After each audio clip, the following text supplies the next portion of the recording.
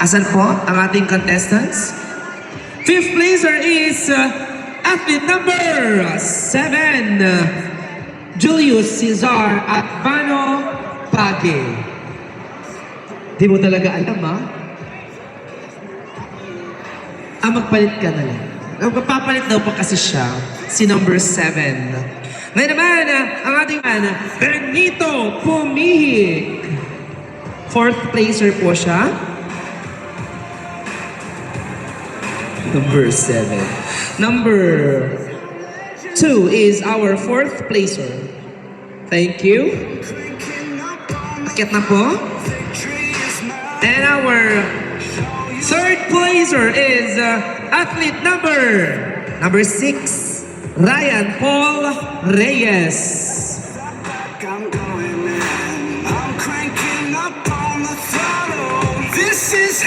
Our second placer is number 9, Paulo Fombuena, and our champion in the men's physique category is number 8, Sire Esquivel. This is how legends are made, like iron from the fire. Our second placer is number 9, Paulo Fombuena, while our champion or our first placer is number 8, Sire Esquivel. This is how legends are made. Ladies and gentlemen, the winners in the men's physique category. This is how legends are made.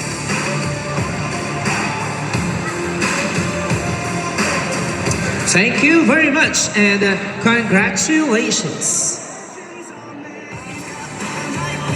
Aswan, picture niyo po.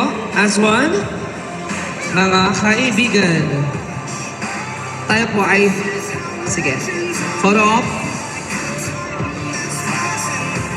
Yes, there you go.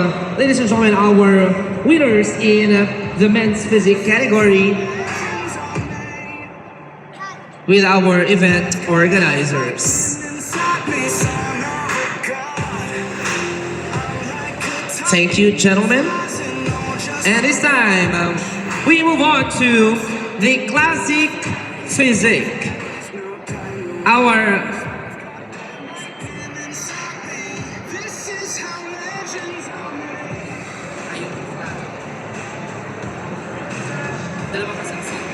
Baka siya ulit sa dun sa last. sige po, nagpapalit. Ayan. Ayan. Sige, magtawag muna tayo ng pwede nating interviewin dito sa gitna. Pwede bang po? Pwede... po. Yung judges po, pwede po ba nating imbitahan yung si judge na naka-white? Po. Sir, pag-iabot niya po sa akin yung microphone. Thank you. Ayan. Let's get to know the chair of the panel of judges in today's competition. Hello po, sir. Ayan. It's an honor po na ma-interview ko po kayo dito sa gitna or sa harap, no? Hello po. Yes. You are a bodybuilder yourself, sir. Yes. Ilang years ka na po ang bodybuilder?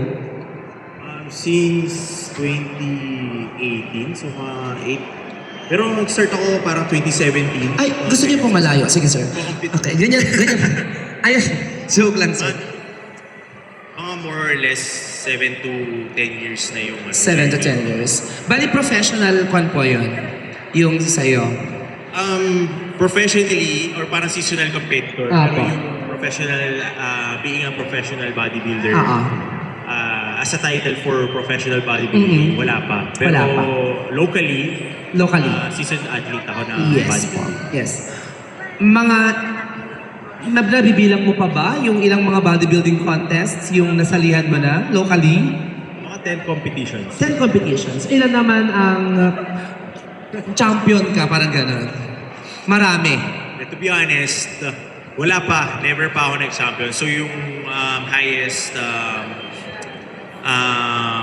rank ko, second. Second. So for yung mga competitions na nasalihan ko, pero nag-start ako actually as bodybuilder and men's physique. Yes. Pero yung nilalaroan ko before is open categories. Apo. Noong 2017. And after 2 years, nag-try ako mag-compete na sa natural categories or natural federation Yes. dito sa Philippines. And luckily, fortunate pa rin at least nakakapag-place. So yung sir. highest ko nga is second. Correct. Apo. So, what was the biggest event na nasalihan mo? For me, yung natural bodybuilding of Australia, yung dito sa Pilipinas na Apa. naganap. And then aside from that, yung SSA, Summer Style Award dito din sa Pilipinas. So Yes. magandang opportunity for natural bodybuilding athletes. Yes. Yun bang sa bodybuilding ay may category siya per age range? Age? Sa age? Wala Yes, naman. yes, meron naman. Meron. Dito, locally meron nagaganap. Parang Apa. meron tayong teens, as Apo. early as teens. Yes. Tapos, next one is juniors. Apo. Yan. Yun yung parang youngest. Ah. And hopefully soon, kung magkakaroon pa, siguro kasi sa mga ibang sports, meron tayong tinatawag na developmental Yes. categories. So, yung mga ganon is ages, at least mga siguro 5 or hanggang 12. Yes, sir. Yan. And then kapag ka-teen na, 13, hanggang 19, yun. Yes. Meron tayong categories na teen. Yes. If you don't mind, sir, pwede ba namin malaman kung anong work nyo? Fitness instructor. Fitness instructor talaga kayo, sir. Okay. Sir, maiba lang ako. Medyo malayo to sa kung ano pinag-uusapan natin. Pero nahalata ko lang, kaboses na kaboses niya si Atom Araulio. Yan ba? Opo.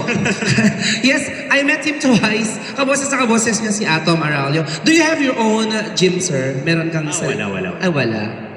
So parang, paano po yun, yung trabaho nyo? Bali, affiliated kayo sa isang gym, ganon? Before, Oo. I tried working as an employee sa commercial gym. Yes, And sir. then, nag-try din ako na mag-freelance